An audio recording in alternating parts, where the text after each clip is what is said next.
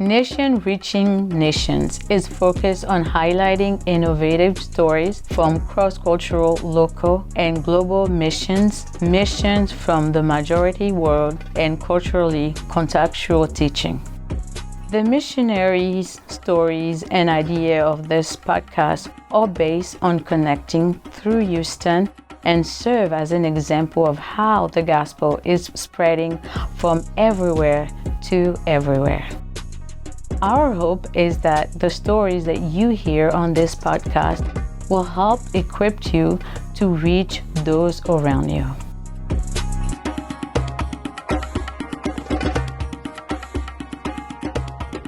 Hello, everyone.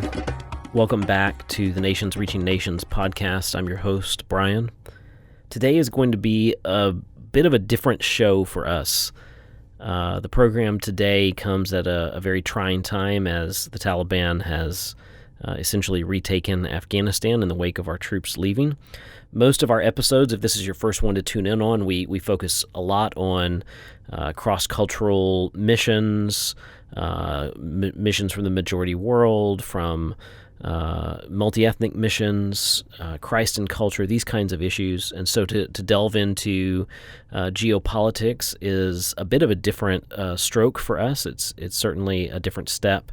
But I think that I've got quite a few connections right here in the greater Houston area, whether they're school contacts or Christian work contacts or other kinds of things. And I think they each bring a very unique perspective. And so I'm just giving you a little bit of warning. If you're raw from the news, this might not be the episode for you to listen to, but I want to invite you in any way to listen and to hear what each of these guests have to say about this very important and very breaking topic in our world.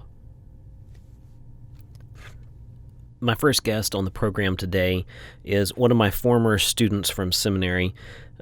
We met in class, and I noticed that whenever I would talk about Middle Eastern life, politics, culture, history, etc., and when I would jump from one to the other, he was tracking every step of the way and didn't need any kind of explanation. And so we just got into some really interesting conversations, and I learned he had a pretty fascinating background. He spent more than 25 years working in counterterrorism and security assistance in a number of areas. The reason that he's of interest for our show today is one of those areas is Afghanistan. Unless you pigeonhole him and think of him only as a military guy, he does have his MDiv now from Fuller Seminary, and he is currently serving as a pastor in the North Houston area. Johnie, when I'm looking over your bio, it makes me realize that the class where you and I met, where I was teaching you, maybe the role should have been reversed, where you should have been teaching me. I don't know about that. I learned a lot in that class. Well, that's good. I'm glad you learned a lot. So, you of course are an expert in the region that we're talking about. Is it safe to call it a crisis at this point? It feels like that's a pretty safe bet watching the news. I mean, it's a crisis if you're going to talk about the steady state being what is the last 20 years, right? Where we're looking at Afghanistan as though it's a modern Western state. But if you're looking at it from what Afghanistan has traditionally been, it's really just reverting back to what it was in the past. Right. So let's talk about the past. Let's start with some context, because of all the guests that I'll be interviewing for today's show, I think you've probably got the best breadth of knowledge regarding the past. So kind of in my own consciousness, I pick up on Afghanistan's history somewhere in the Cold War. Do you feel like that's a safe jumping off point for kind of modern understanding of Afghanistan? Yeah, let's go back a little further. Okay. So let's go to the 8th century for just a moment. Tell us about the 8th century. So where Islam comes into Afghanistan. So the Mongols actually bring Islam into the Afghanistan. So Afghanistan is a lot like it is today. It's been mostly mountainous people, mountainous villages, and very rugged, and it's what mountainous people tend to be, whether it's the Highlands of Scotland, whether it's, the Hatfields and the McCoys in Appalachia, or Afghanistan. There are groups of clans who don't want to be messed with, and they don't be told what to do. Islam, though, takes root in the 8th century and stays the predominant religion there. It doesn't really unify the country as we know it. Afghanistan is something we have to flash forward to in history a little longer. So you go back to now you flash forward to the 1800s. It's still these bunch of clans in these mountain villages. You can't really talk about Afghanistan or Afghan people because there's a whole bunch of different ethnic tribes and a bunch of different languages and everything else. But in the 1800s is when you start getting this idea that maybe we should be bound together as something. Now, in the meantime, the Romans had tried to go in there, didn't make a go of it. The Brits tried to go in there, didn't make a go of it. Later on, the Soviets are going to try to go in there and not make a go of it. And the U.S. is going to try to go in there and not make a go of it. It's how the place has gotten the reputation and the nickname, the graveyard of empires. Yeah, that's fascinating. So basically, religion is the thing that kind of always sort of held the place together when no one else or no other governmental structure can. And the 1800s, especially in the 1900s, you have this thing, the Muslim Brotherhood starts in Egypt. Right. And a very similar movement happens in the universities in Kabul. And people want to start systematizing their Islam in Afghanistan. Right. And the Taliban movement starts in what's now Pakistan and Afghanistan. And Talib in Arabic is just student. So Taliban is just plural students. Mm-hmm. And you have this notion that they're getting back to the core of Islam. So it's very Wahhabist in a lot of ways. And their idea of Islam is what it was in the 7th century when the Prophet Muhammad was walking the earth.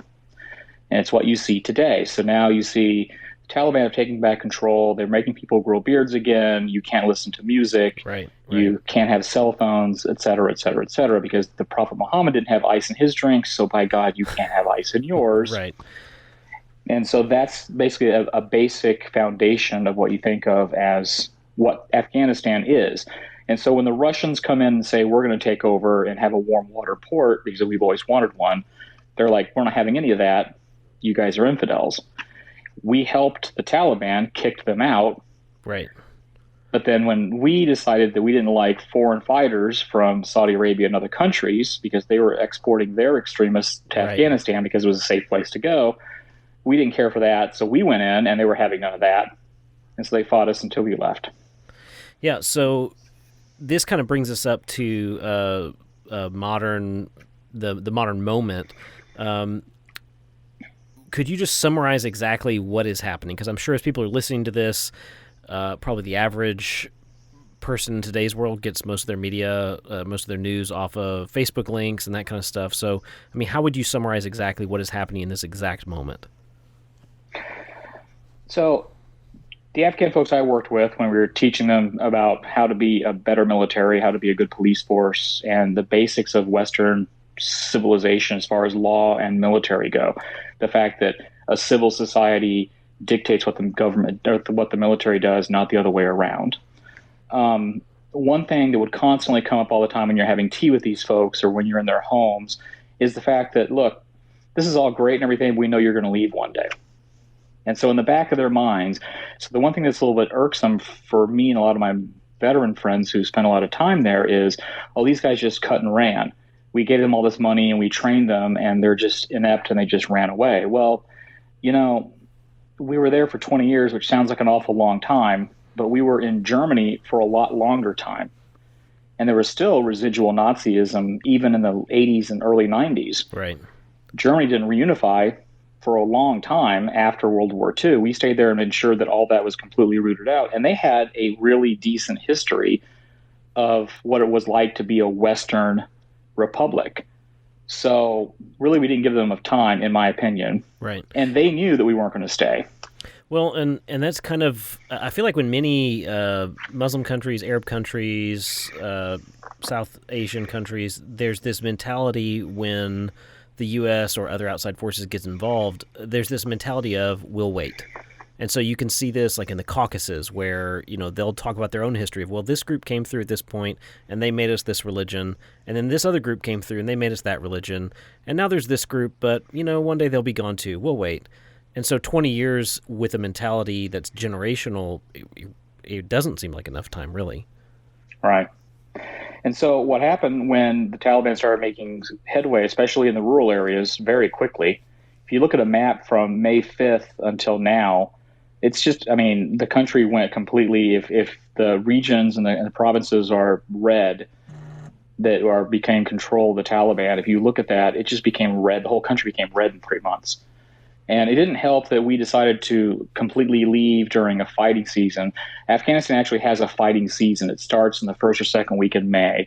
It's just too stinking cold to fight there in the winter. So in the winter, you don't fight, Okay. right? And that's always happened even in clan warfare, which is kind of this understood thing that, like, come along about November, December, you're like, it's just too freaking cold to fight.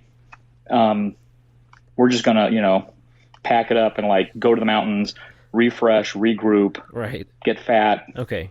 Go back and fight again. We left, literally, we started pulling out during the beginning of fighting season.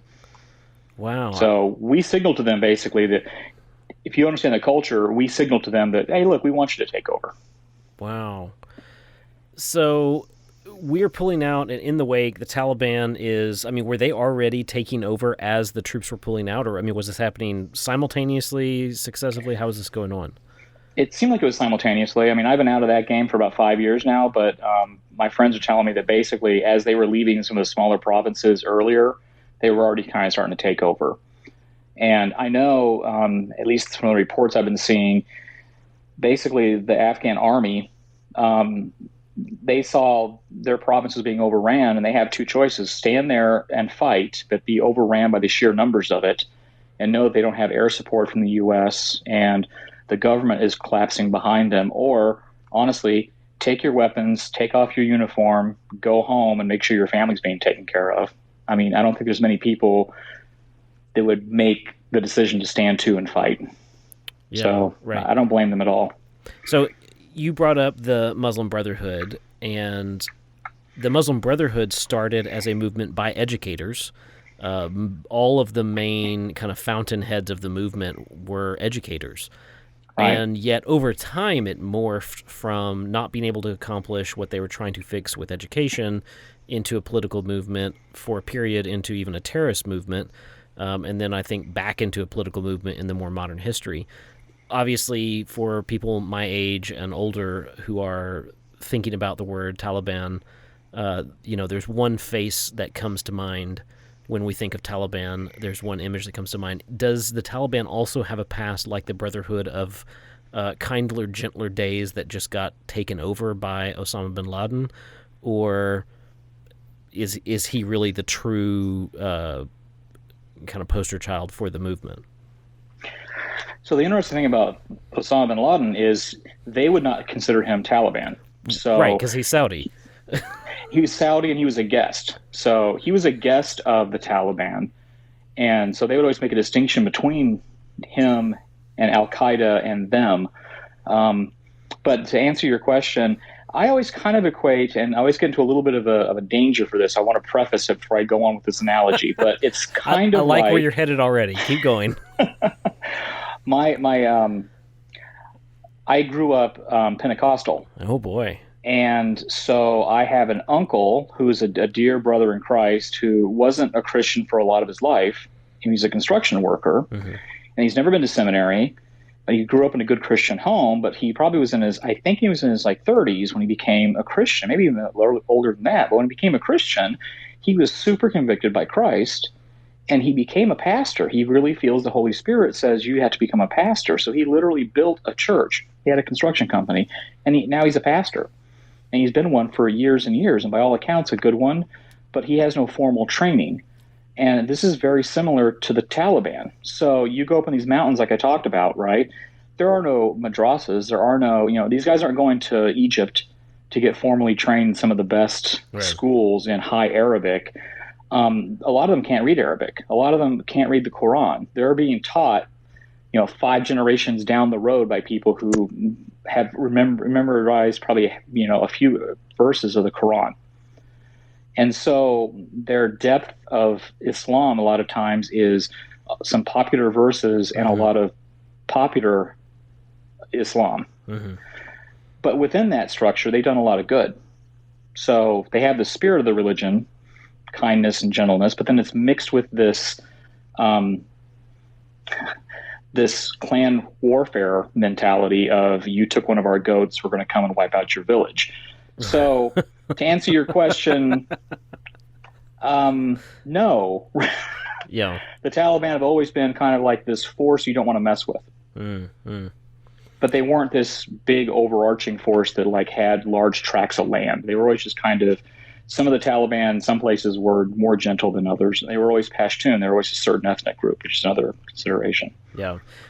In a lot of my studies into the Muslim world, as one thing that we've noticed is that when there's high identity in terms of identifying as Muslim or with Islam, but very low knowledge, that creates a very dangerous mix. Everyone thinks, well, if someone knows a lot about Islam, they're the most dangerous whatever, and I don't actually think that's true. I think it's the people who are very publicly, prominently identified with it, but very low in knowledge, because they are actually the ones that are able to be exploited. I think that spectrum that I just laid out is actually true with any religion, right? Like if we wanted, absolutely, if we were trying to incite something with Christians here in the States, we wouldn't go to seminary and find theologians or theology students. We'd go out to the sticks and find people who are all, God and country, but probably don't know 3 verses in the Bible. Right. Probably get those guys to do just about anything if you spun it correctly. And I came into that when I'd start interacting with some of the folks that were Taliban. Well, when we were there in the U.S., right, they didn't just disappear or go away. They didn't shave their beards and act like they weren't Taliban. They were still there. They're a social group. They're part of society. Mm-hmm. And I would interact with them as well. And, the first few times I tried to interact with them, not really understanding that, I figured, they're deeply Muslim. So I would see them, and, I had the beard as well, like I do now. And assalamu alaikum, kayfa halik. And, they would look at me like they didn't speak Arabic. Like, they spoke Quranic Arabic, right, a little. And so then I would get into conversations with them and said, in the Hadith, Prophet, peace be upon him, said this. And they didn't know that. So I quickly had to reorient my thinking, because I just kind of had a thought that, you're Talib, you are a student of Islam. But I had to quickly understand, no, it was more of a pop Islam.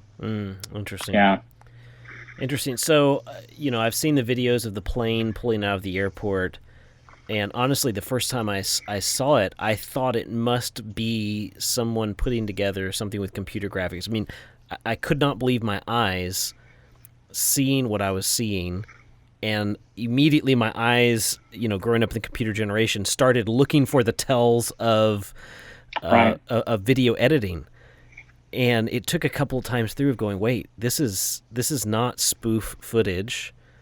And part of it is there's one guy like waving to the camera, which kind of, it's jarring visually. It's jarring to see him waving while other people are climbing onto a massive, airplane that's rolling.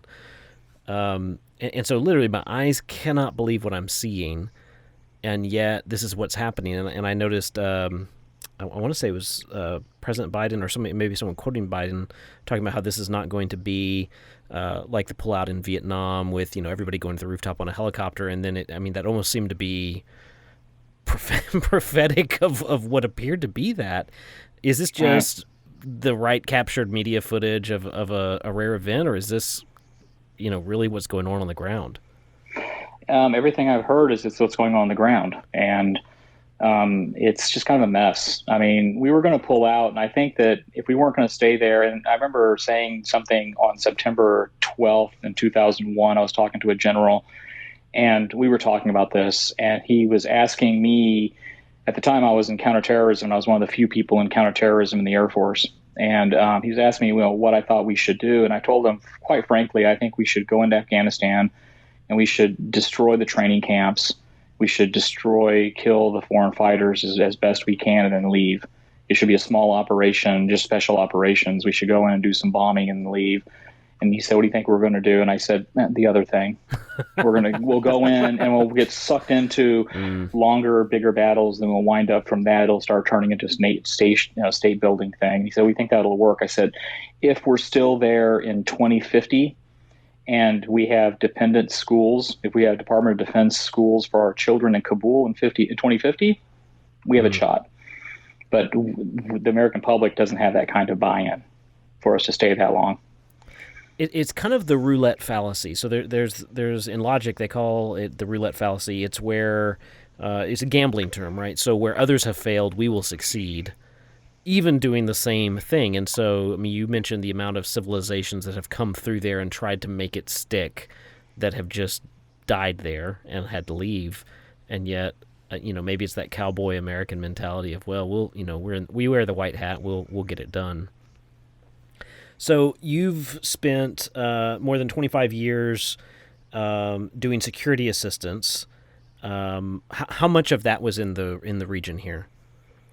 I'd say most of it. I started off Okay. as a German and Russian linguist. That was at the tail end of the Cold War. Wow. And then when the Germans and the Russians gave up on communism, I had to pivot. And I happened to be in Bosnia at the time, and I saw Saudis there marrying Bosnian nationals. And I was like, well, what's going on there? And then it turned out there was a terrorist situation where basically the same kind of Saudis were going to Afghanistan were also going to Bosnia and starting training camps and wanting to have terrorism in the Balkans. And it got me interested in terrorism. So I've been basically most of that time was in the Middle East and dealing with Islamic terrorists. So you've spent most of this time in the region, and I think for the average American, 20 years feels like a lifetime, even though I think we both agree it's not, particularly in this part of the world that's so old. Right. How do you, you watch the same footage I'm watching, how do you feel about your time there and the blood, sweat, and tears that you and, countless others have poured in? What's kind of the takeaway here? I'm still struggling with that myself. Yeah. And there's a lot of trauma that a lot of folks in the veterans community are really trying to process right now. I wasn't kind of the traditional combat vet type of person. I was doing a lot of embedded stuff with the military and with civil society with Afghanistan and Saudi and some other places. So, but now I'm a pastor. And so a lot of my friends, even before I was a pastor, I was kind of the guy people would call, but now folks who I mentored when I was in the service, and now people know me as, they call me Chap because I was going to seminary. So I'm the chaplain for them because they don't have any other spiritual outlet. I've been fielding calls left and right all day today and yesterday, and they're asking me those questions. How should I feel about this? I don't have an arm anymore, or we lost so-and-so, or, I did 6 tours there, and what was it for? I wish I had a good answer. I should, right? I went to seminary. You're one of my professors. I should have some kind of great spiritual answer. And I've been telling the ones who believe in Jesus to lean into Jesus because I still think we did good work there. I think there's a lot of girls, particularly, who got education that wouldn't have had education otherwise. And they got out and they went to grad school in the UK and the US. I like to think that there was an example set, and that there's going to be a level there. The stuff that we couldn't do overtly, I think there's going to be examples set where they saw women in their society being policemen and being filmmakers and authors and members of parliament, that's going to stick somehow. And I like to think that when they start spewing their hatred about Jews and about Christians, that at least some people are going to say, well, I saw some Christians, and they weren't that way at all. They brought me food, and they were pretty nice people, and they stood up, and when they were going to burn down my girl's school, that one guy with the weird beard who's talked Arabic with a funny accent, he made sure that didn't happen. So, and he was a Christian, so I'd like to think that maybe that residual thing happened. And I also know that trusting in the Holy Spirit, that even though it looks bad and it looks like it's hopeless, that it never is. And I know that we worship a God who left a tomb. It's not full, it's empty. So yeah, that's what I got. I think there's a lot of comparisons between military and missions, and you've had my class, so I feel a little bit hesitant to make those, but oftentimes even in mission work you feel the same thing, where you go into a country, you establish some kind of beachhead, if you will, while we're using the military lingo, and at some point the politics change and everybody gets kicked out, and you're kind of you're going, so what was it for, God? And it's the same kind of almost disillusionment that you can feel, and I would say there's value in obedience. And sometimes we think about success and accomplishment, and not that that's bad or wrong, it's just our culture. And we're programmed to think success and accomplishment. And, certainly for any kind of activity, you need to have an objective that's obtainable or that you're trying to obtain. And so that's harder when you can't or when the situation gets reversed. So you've brought up, the role of faith, and you're a pastor now. I know a lot of Christians around the world right now are praying for Afghanistan, the Afghan people, or peoples, I should say. And how do you? I mean, you've had a much deeper inside look to, the good, the bad, and the ugly there in Afghanistan. You probably know better than any of us, the kinds of things that are going to be coming. How should Christians be praying during this time? Or what should the church be doing during this time? For specific prayers for the Afghan people it's going to be hard to be a moderate Muslim in Afghanistan now, because there's going to be a backlash. We're already seeing it. And I think it's critical. It's critical for us to pray for them. And I know that sounds weird sometimes in certain circles to, we want to pray for them to all to have Christ. We want to go from A to Z. Right. But right. The thing is, in that situation, like I was looking up real quick some stats, because I haven't done Afghanistan in 4 or 5 years. So I was looking up some stats to make sure I had my stuff in my head right for this. And I read that the latest stats are there's between 500 and 8,000 Christians in Afghanistan. And that's basically the kind of stuff I saw when I was there, which tells you that people are not identifying as Christians. Like, I knew I came in contact with Afghan Christians while I was there. Not one time did they tell me they were. Because even then they were scared to death to say they were, because they knew that we were going to leave. And so the church there is, when you say underground church, they were super underground. Like when I was in Saudi, I was in some underground churches there, and it's pretty bad to be a Saudi Christian, but they're a lot more open than in Afghanistan. They just will not acknowledge it. So we obviously should pray for them, because I know there are Christians in Afghanistan, but even just pray that the moderate Muslims can continue to be moderate Muslims. In my time in Egypt, the Muslim Brotherhood took hold politically, and a lot of people were super upset by this for obvious reasons. And I kind of always looked at Iran as a model from a mission standpoint. So from the West, we look at any Muslim country and we just assume, they're all really hyper-Muslim. They all know their Quran inside and out. They're all in lockstep. It's an Islamic country. Like they look at us. Right, exactly. Yeah, we're these good Christians over here. And so... But then you realize, like, in the average religious person, I mean, like a truly knowledgeable, truly religious person on their side, they look at their government and go, just like we look at ours and go, our government's not Christian, our media is not Christian, none of this is Christian. And so they really still want to try Islam. I'm kind of using air quotes there. Which, again, feels really odd to us, because in our mind, I mean, Egypt was 95% Muslim. I mean, I'm sure Afghanistan is, 99 point whatever percent Muslim.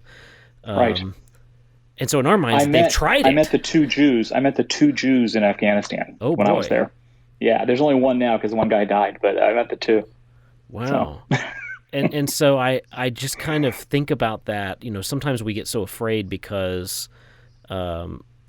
we see them trying Islam in our age, and we think, well, they've already tried it. They should know better.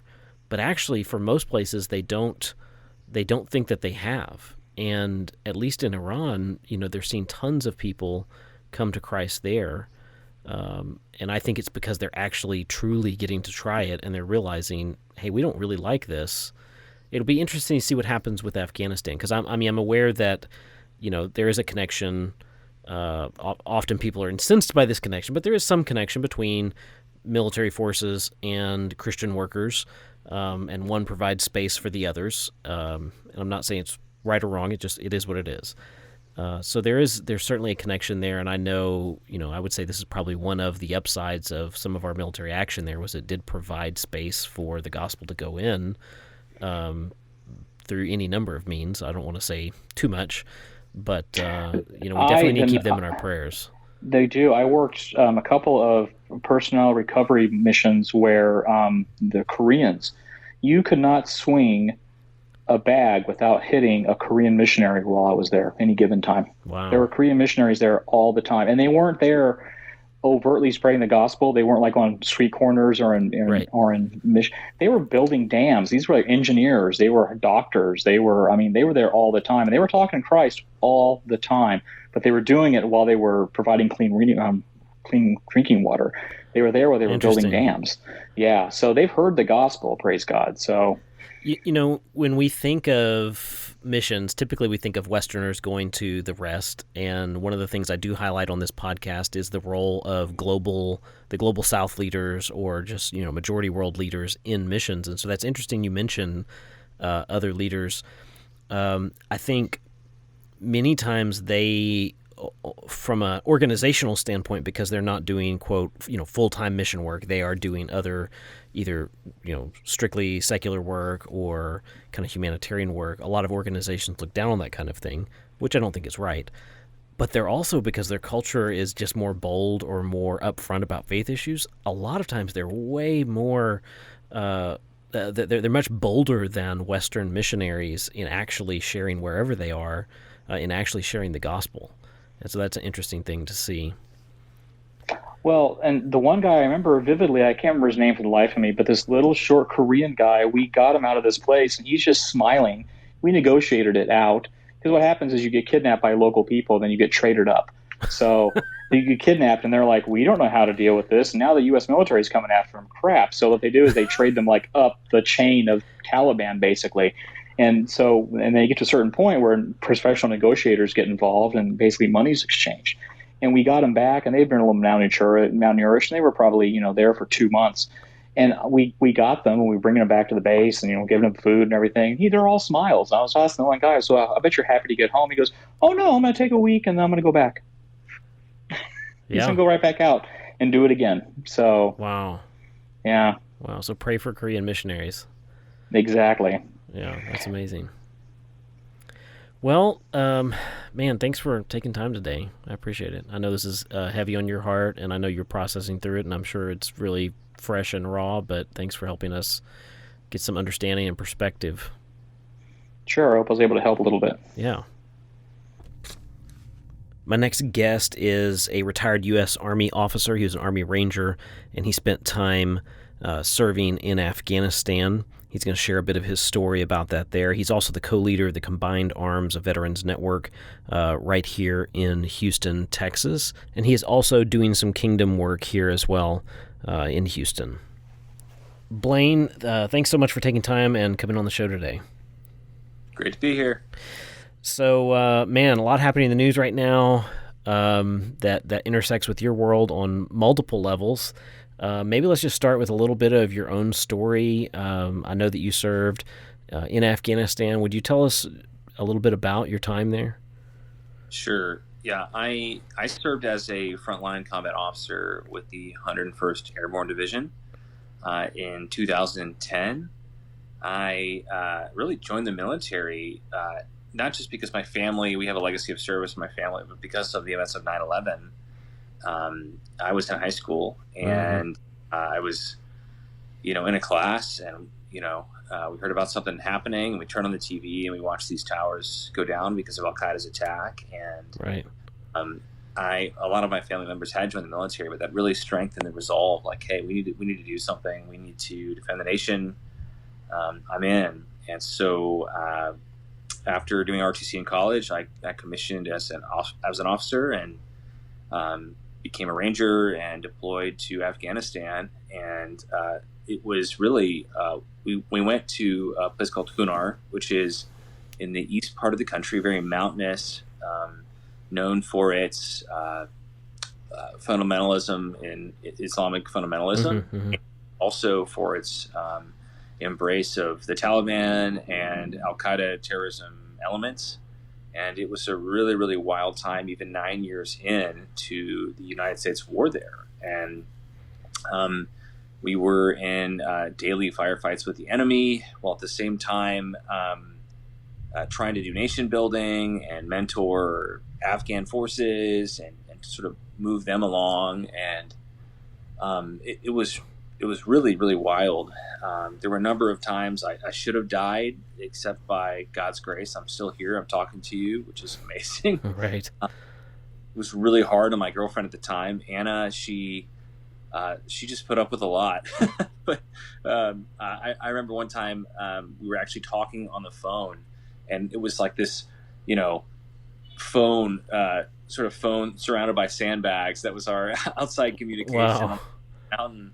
And they started, trying to hit our base and our outpost. And Anna could hear the bullets ricocheting off things and the explosions. And I just said, "Hey, I got to go." And, wow. What a surreal phone call. Hey, hang on, honey. I'll be right back. I have to go shoot somebody. Yeah. Yeah. I mean, it was really wild. It was really wild. So that was kind of commonplace. And a lot of Afghans were sort of just caught in the middle between extreme terrorists or fundamentalists and our efforts to try to pacify the country and develop places. And it was just really, really wild. So that kept up for about 7 months.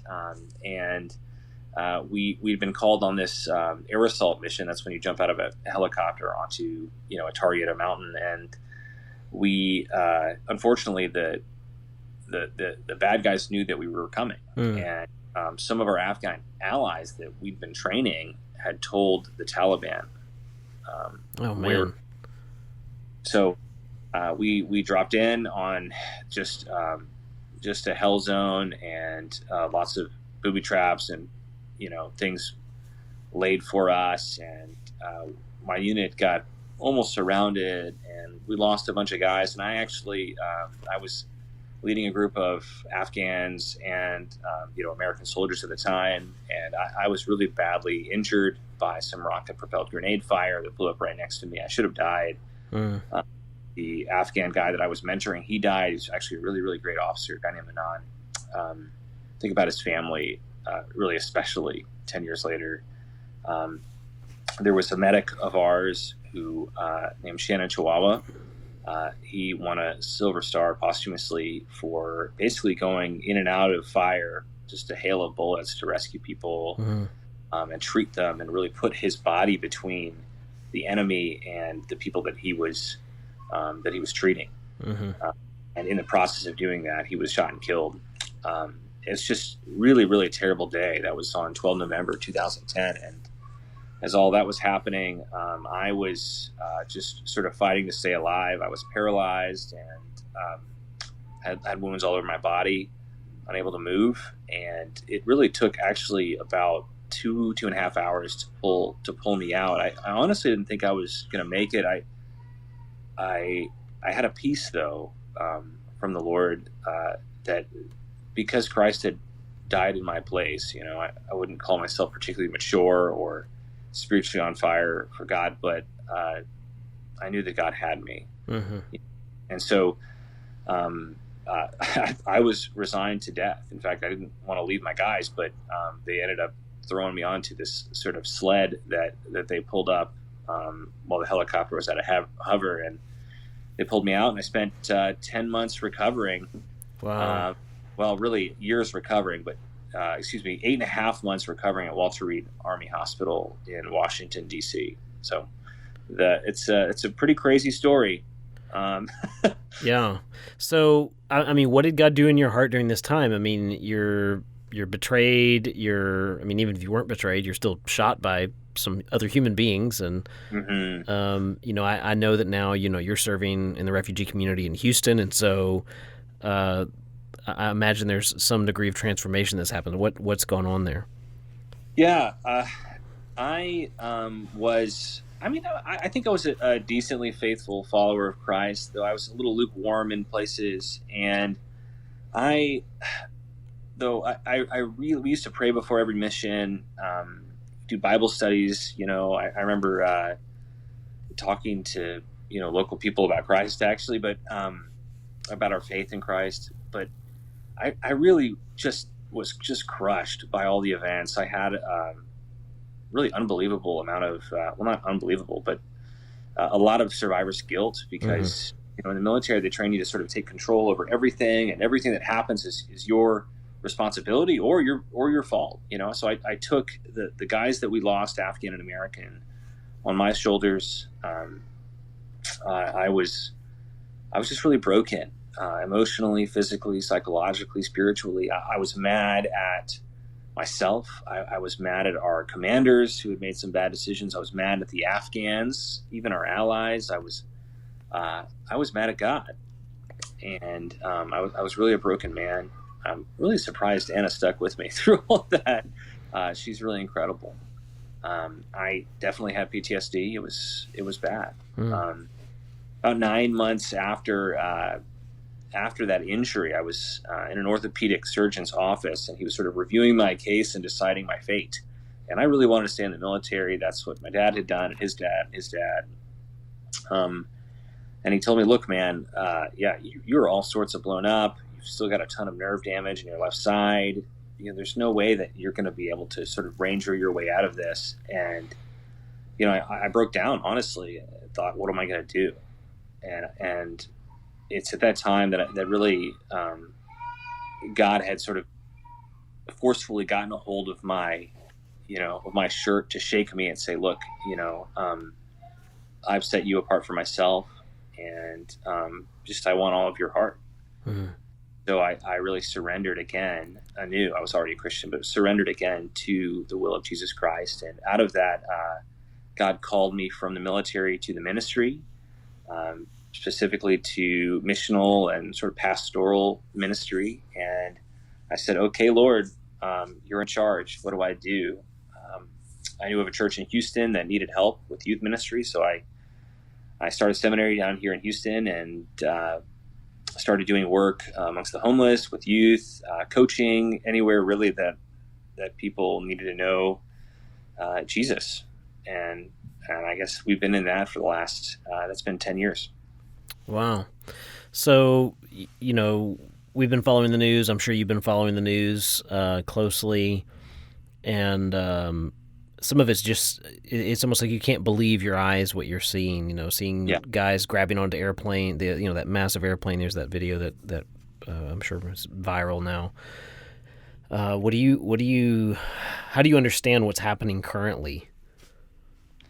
Yeah, there's a lot that I'm feeling. I'm someone that I think, that God is called to minister in this community. And I honestly, over the past week or two, have just felt like just numb and in shock. Mm-hmm.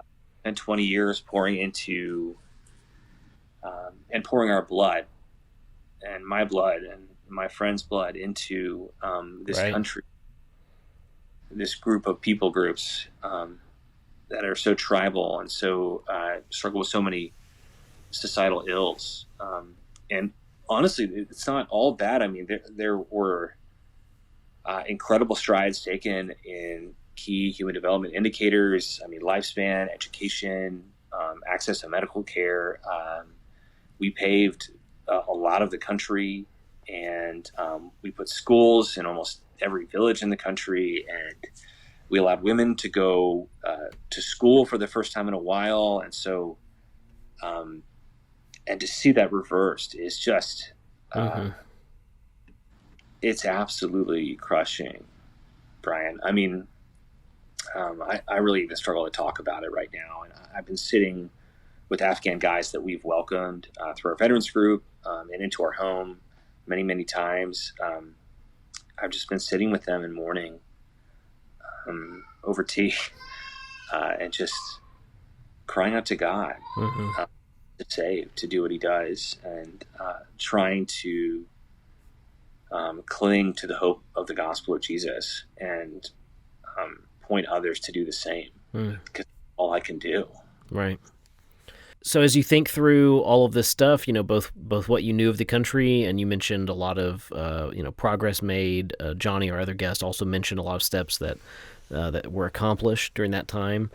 How can Christians be praying, and what should the church be doing right now? I think prayer is our first work. I really think that, as sort of a serial, I want to go and do. I want to climb the mountain and get out there and just get to work. I mean, honestly, there have been 20 years of people, United States, very motivated people working in almost every aspect of society in Afghanistan, with not a lot to show for it at this point. And I think at the end of ourselves, being at the end of ourselves is good, because we know that God is there, God is moving, and we have to go to God. We have to go to Jesus. We can't. At a certain point, you're like, this is not a problem that we can solve. This is something that God must do. So specific things to pray for the Afghan people as prayer requests happen.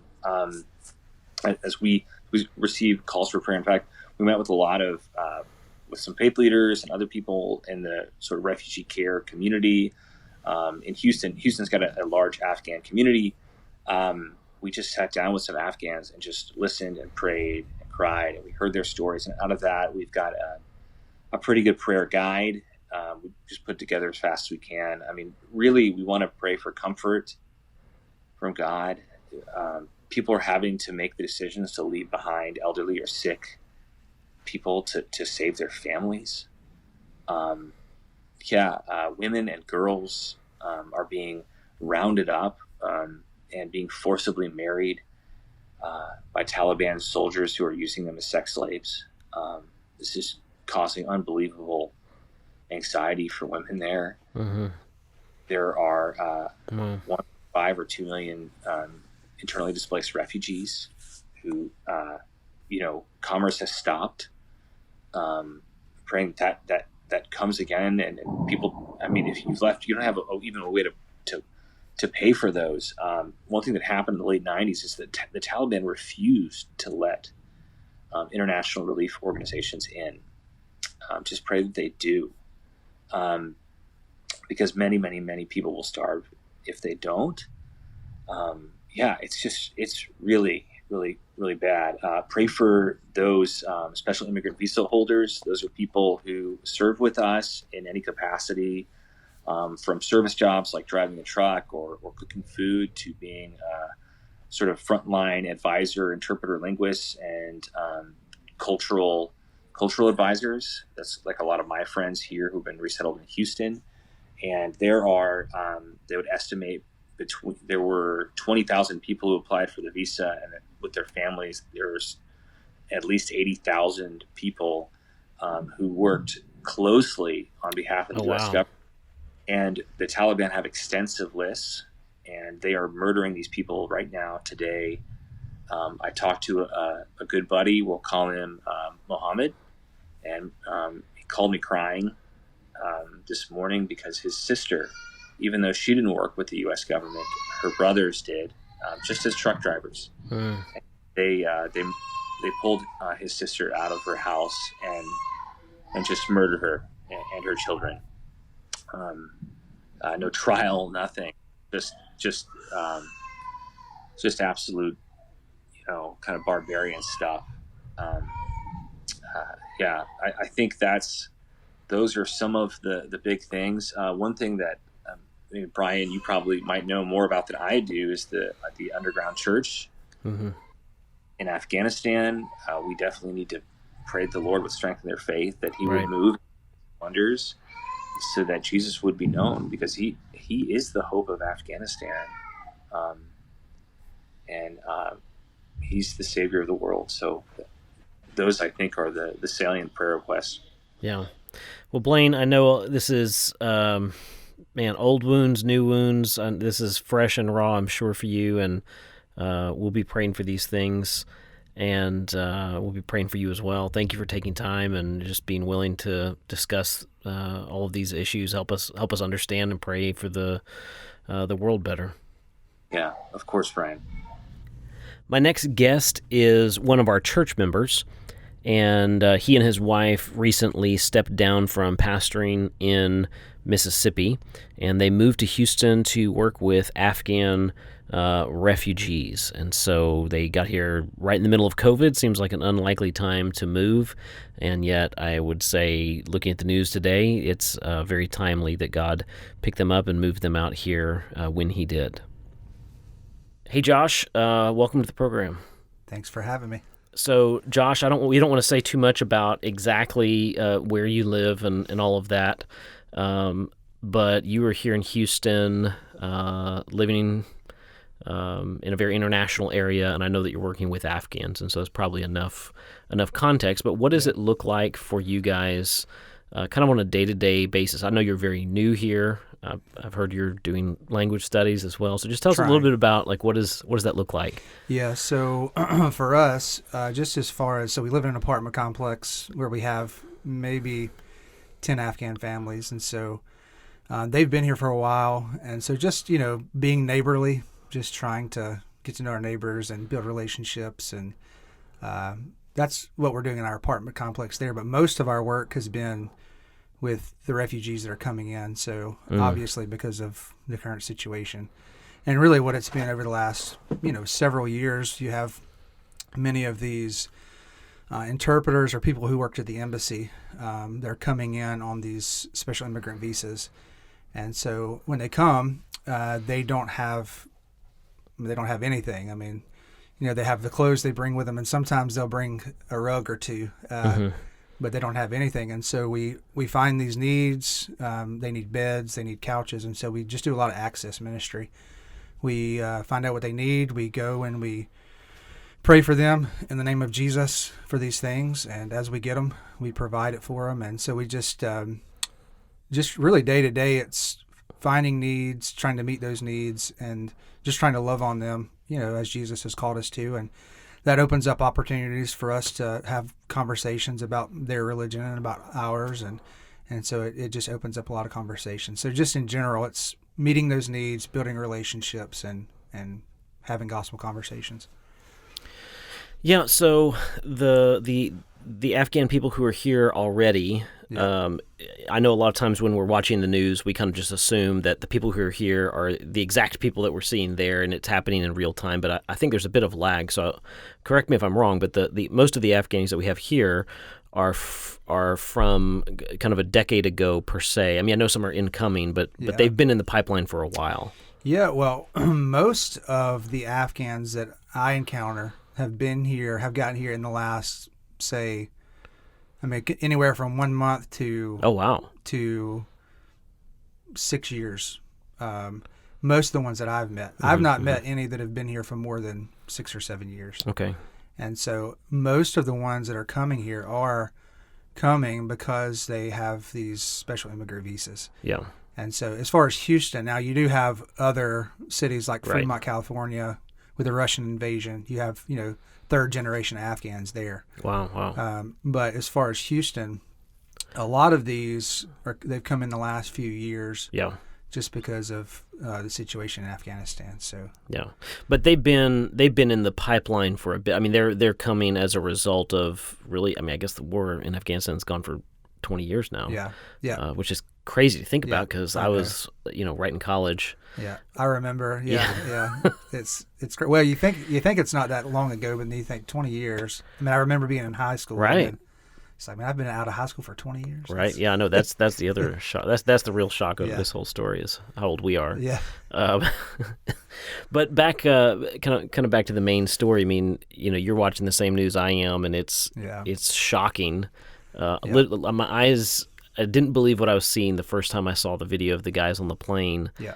But I would say to some degree, this has been going on for at least a little while as the troops have been pulling back, and I know that there's been some stories even for Houston families, the ways that they have been impacted already by families. And I mean, like a month ago, 2 months ago, right. It's kind of come to a head now. Yeah.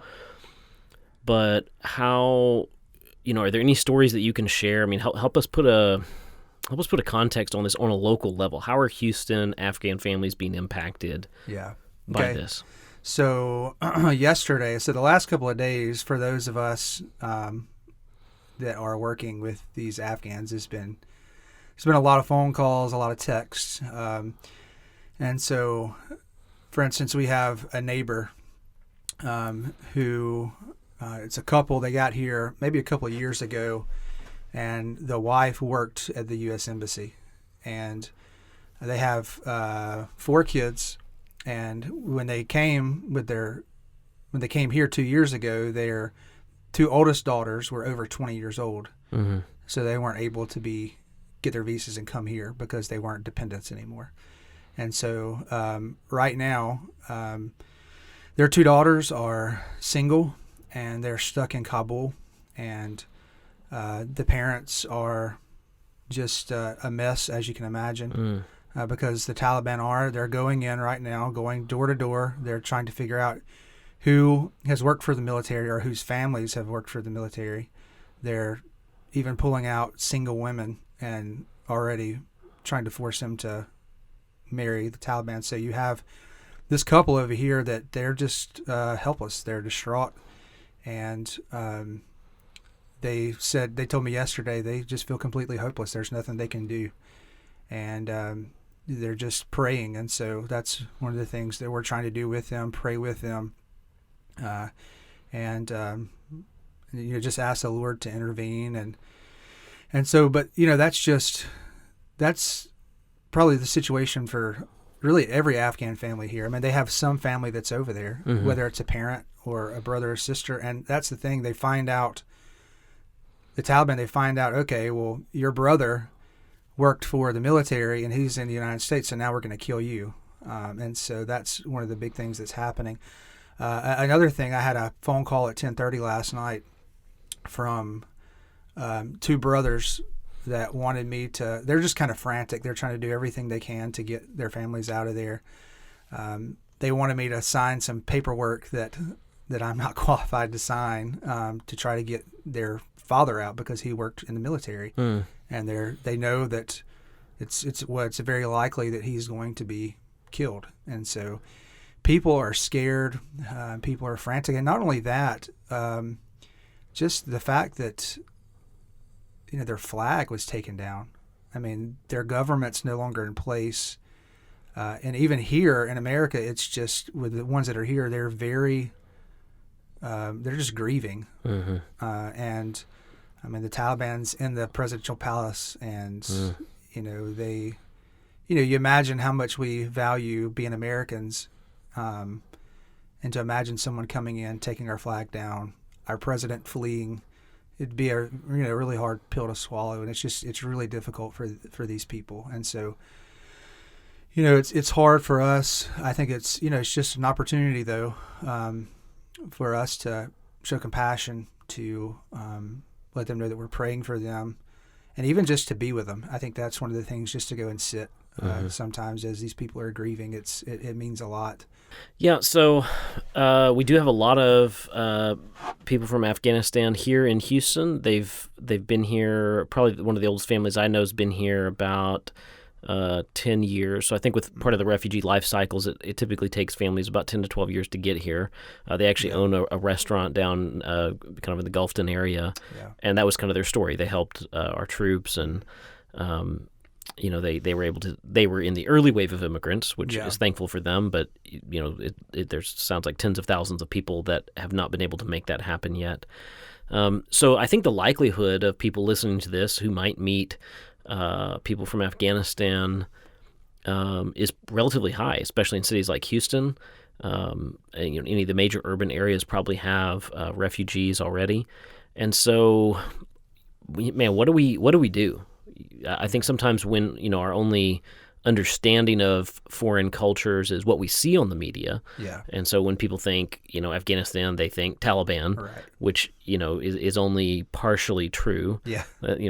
No single story about Afghanistan is true. And so that's partially true, but there's a ton of really good people. There's an underground church there. There's Afghan Christians. There's so many layers to Afghanistan. What are some practical things that we can do here if we meet people from Afghanistan? Yeah, I think for us, for one, they're just people. They're people that want relationships. They're, as far as like when we interact with people, we ask a lot about their culture. People like to talk about where they're from and their culture. And so, just being concerned about who they are and where they come from and what their culture is like. And so just trying to build relationships. I think when we run into these people, I know one of the things, as we run into these guys who are SIVs, special immigrant visas, that helped our military, because most of them that come are going to have some tie to our military and working with them. And so one of the big things that we try to talk to them about is their service and try to thank them for what they've done. And that means a lot to them because they take a lot of pride in the fact, just like our military, right. We thank our veterans, and we should thank these guys. And that's one of the big things. That's one of the first things I ask when I meet these guys. So, are you a SIV? Did you help our military? And they say yes. And again, just a way to thank them, and that often gets conversations going. And as you get to know these people, if you have opportunity, say invite them into your home, because that's a huge thing for these people. As Americans, we have this thing called Southern hospitality, but they put us to shame. They're for sure. Yeah, it's like we invite someone to our home, we feed them, and it's like, okay, we've got a little bit of food here and a little bit of food there, and you go over there, and it's like to their homes, and it's just so much food, and they take a lot of pride in that. And so just building those relationships and inviting them into your home. A lot of these, they're Afghans that have been here for years and have never been invited into an American home, and so I think that's one thing that's to consider. And so just talk to people, ask questions about Afghanistan and why they're here, and they're people. Just have conversation and show that you care. I think that's one thing. Yeah, I think that's really key. This whole episode for Nations Reaching Nations has been really weird because I don't normally talk about, geopolitics. And I think when we think of these massive global crises, it's easy to just get, I think the term is compassion fatigue, or there's just this overwhelming sense, and particularly coming off of 2020, and even a lot of 2021 has been pretty crazy. Yeah. It's easy to just feel like every problem that we're faced, you can kind of just get tone deaf or think, well, the problem's so big, there's nothing I can do. But I think your answer is fantastic, because I always tell people, look, the answer to, Houston's seemingly overwhelming international population and influx of world religions and everything else, the answer to this isn't some major change everything about the way you're doing life and church and whatever. Yeah. The answer is really pretty simple. It's probably you've got a neighbor from somewhere else. Go knock on their door, say hello, bring them some cookies, have them over, drink tea, whatever. Right. Like the first step solution is probably really, really simple. I mean, as I've chatted with the other guests on this episode today, the issues are so large, and there's so many thousands of people that are being affected. It's hard to think of what can we do, even if you were in something in our government, which you and I are not. Right. But even if we had some governmental position, it's overwhelming to think through. How do you fix this? Yeah. How do you help people? And it's even more so for us. But I think we've just got to find those ways to just honestly reach out and show hospitality. Yeah. So let's wrap up with this question. How can we be praying for Afghanistan and the people there? Yeah, so you mentioned an underground church. So I don't know if this, something I've heard from Afghan believers is that, and some others, is that in Afghanistan, percentage-wise, Afghanistan is the second fastest growing church right now, Iran being the first. It would be in the Muslim world then. Yeah. Okay. Yeah. And so anyway, that's one of the things right now. There are believers that are trying to get out. There are believers that are staying. And so I think that's one thing, praying for the church that's there. It's, you look throughout, you look in the book of Acts and you see times of persecution and sometimes when the gospel is really, spread. And so, just praying for the church and wisdom for them and protection. And we know in some cases there's a very good chance that some of these believers will be killed. Right. And so just praying that God would give them strength and perseverance, to persevere to the end. I think that's a big prayer for them right now. I think for the ones here, I think just pray for for comfort and peace for these people, and even pray that their families can get out of there. I mean, I know that some, there are different ideas about whether they should stay in their country or come out. I know there are different ideas, but for a lot of these people, they even have children that are stuck over there, and so just praying that some of these people can get out and get back to their families.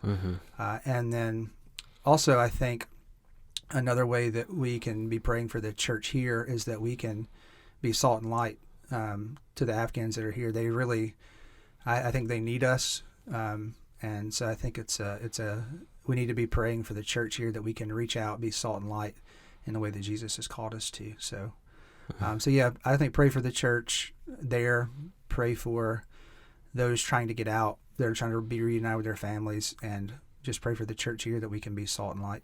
So.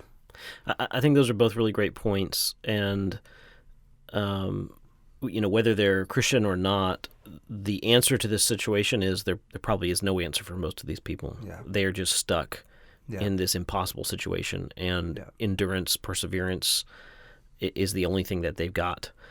And I think from a Christian perspective, particularly as we think about persecuted Christians, at our church here, every week I have conversations with people from West Africa, where there's some Muslim movements, from North Africa, where, there's just persecution happening around the world that I hear every week. And it's a hard conversation to have with people, but the reality is that persecution is the normal Christian experience. Right.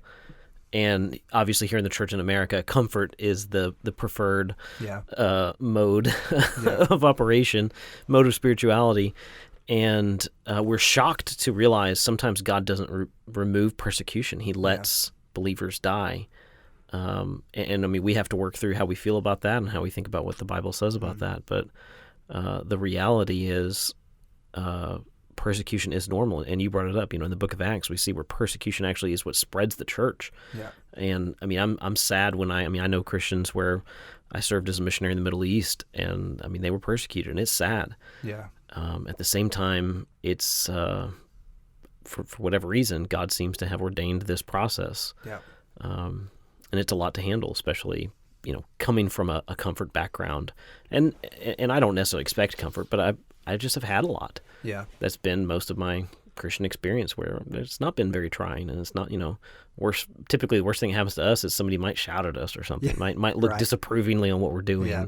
Shut the door in our face. Right. Yeah. Or like right now, you've got so many Christians talking about being persecuted by our own government or media, and that means is like, we're not thought fondly of anymore. But like, we don't know persecution. We don't know persecution.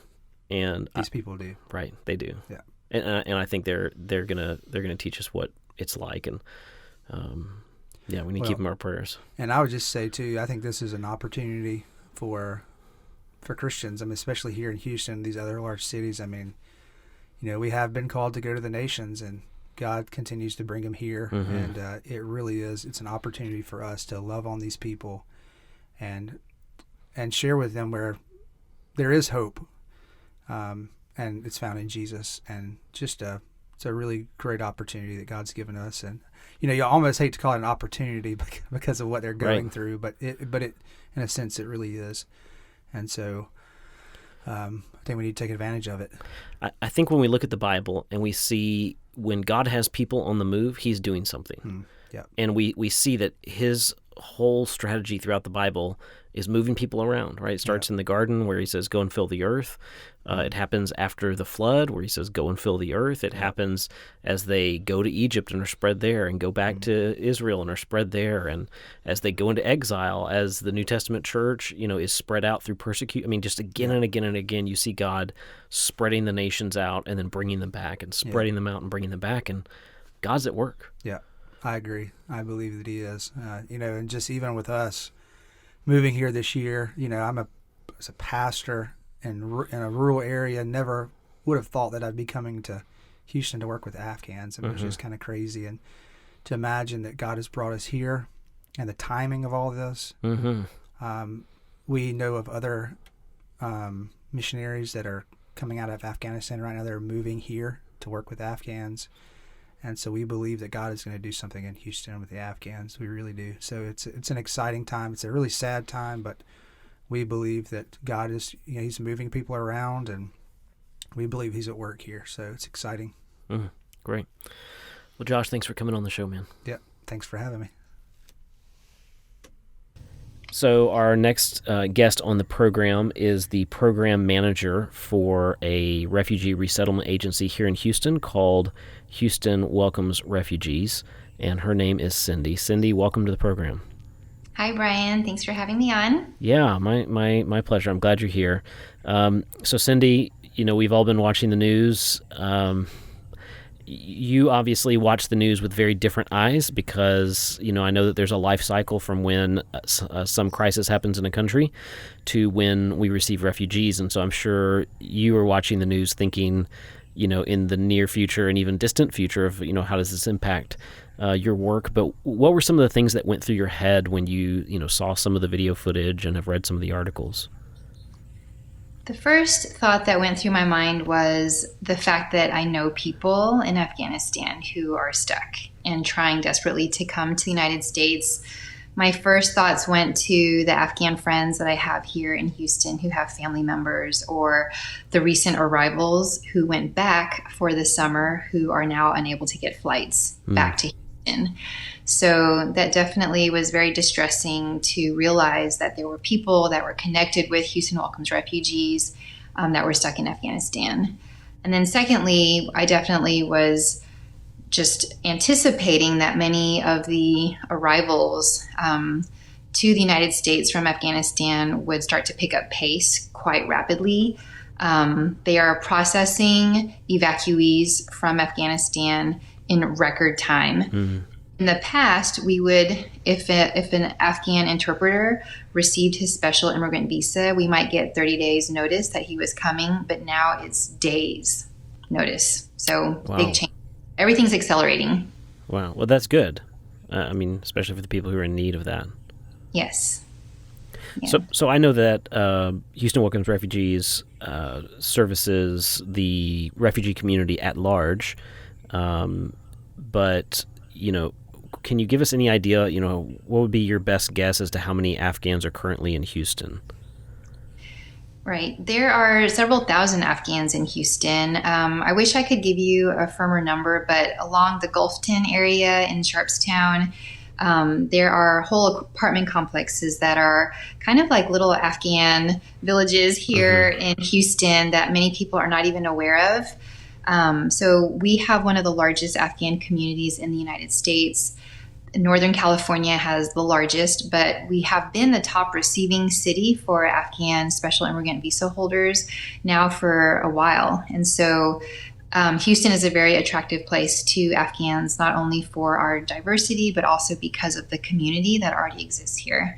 Our partner agency, which is YMCA International Services, posted on social media this week that we might expect to see 300 Afghans in just the next 6 weeks. Wow. So I'm sure you're getting this question a lot. And so the question's kind of in two parts. One is, people always ask, well, what can we do in a time like this? And the second thing I would also ask is, what is HWR doing? And are there ways that people can be helping you now? Yeah, thanks, Brian.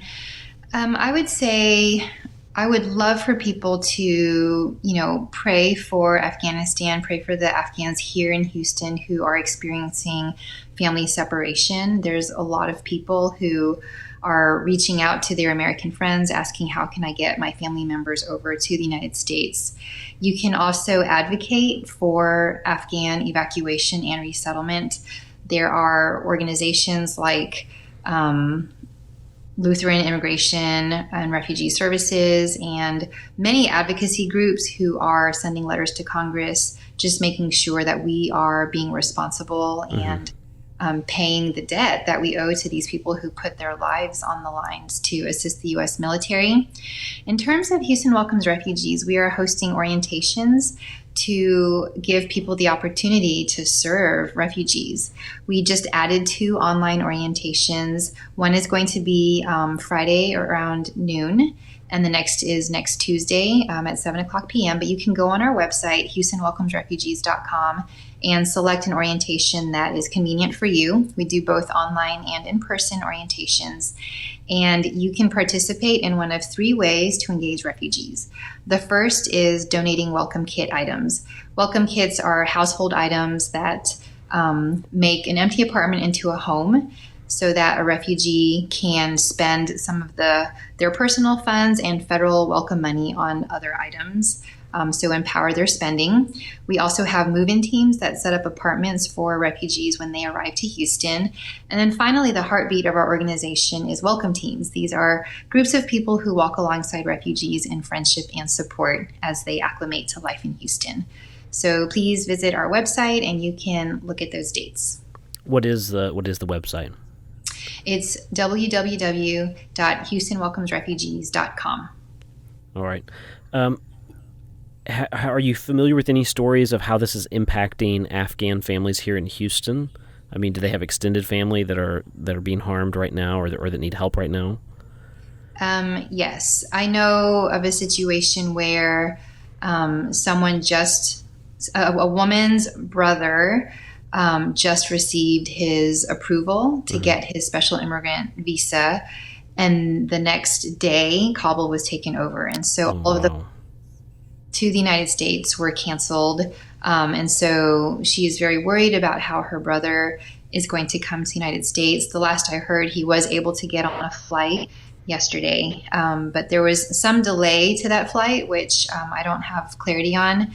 I also know of a family who they came to the United States just very recently, but then they went back to visit family, and they had booked a flight for late September to come back to the United States.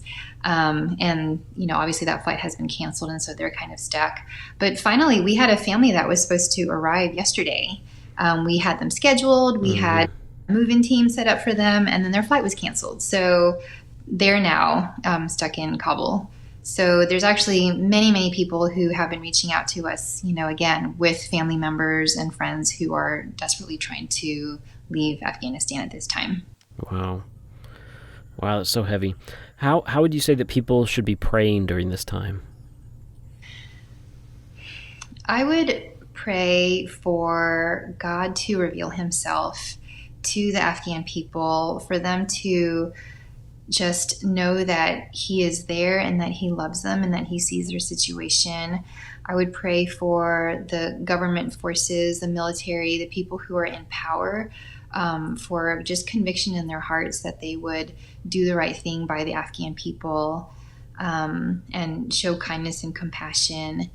And I would also pray for the Taliban. I would pray that their hearts would be softened and that they would just choose to behave in a manner that is moral and not seek to do harm. So there's just so many prayer needs at this time. I would pray for the families that are separated, for comfort. There are people in Afghanistan who are sleeping in the streets, experiencing food shortages because they are just trying to wait by the airport for a flight. So it's a very desperate situation, and I would just pray that God would provide, that he would make provisions for them, but then also just show up in a way that they might know that he is real and seeking to draw people to himself. Cindy, thank you so much for making time and coming on the show. One more time, could you tell us what the website is for HWR? Yes, it's www.HoustonWelcomesRefugees.com. Thank you. Thank you, Brian. So as we've gone through these various interviews and in thinking of Afghanistan, I've had another side discussion with a friend of mine from our church, and he's from a very different part of the world, but has gone through a similar thing. His name is Santigue, and he's actually going to appear in next week's podcast, and I highly recommend listening to that because I think it tells the hopeful side of what can God do in times of crisis and in times of tragedy. His name's Santigue. And this is just a short clip from our conversation earlier today where he's talking about some of those feelings he had in watching the news. And I'm going to go ahead and play that clip for you now. It's both memories, when I saw Pakistan, Afghanistan, what was going on, I said, oh my goodness, who went through that? Yeah. So I was sitting watching my TV, and I'm saying, it's not a movie. That's real. Right. It has happened to me. It has happened to many people. Mm-hmm. So, that's a difficult situation. So I only hope the people in Pakistan, in Afghanistan, they will find refuge. But that's a tough situation. I just said, God is doing something. They will come out of it. Mm-hmm. We went through that. Through what's happening in Afghanistan, God is going to do something miracle, especially for the Christians there. And I know, they will have a testimony, just like I have a testimony today. Mm-hmm. Yeah. Mm-hmm. Yeah. So in Sierra Leone, they went through a war and then a civil war, and yes. And so you get to hear more of his story. Mm-hmm. We're just going to close with a simple reading of the Lord's Prayer, the Our Father, because I think probably all of our guests who've come on the show today, when I ask, what can we do, as the doers in us, we want to get something done. We want to fix the problem. And sometimes these global tragedies, God is doing something that we can't do. And so I think in times like this, we just have to reflect on what is God doing. Yeah. So Santigue, would you just close us with the Our Father? Okay. Our Father in heaven, hallowed be thy name. Your kingdom come, your will be done, on earth as it is in heaven. Give us this day our daily bread, and forgive us our debts, as we have forgiven our debtors. And lead us not into temptation, but deliver us from evil. Amen. Amen. Thank you for listening to Nations Reaching Nations. Be sure to follow us on Instagram at Nation Reaching Nation.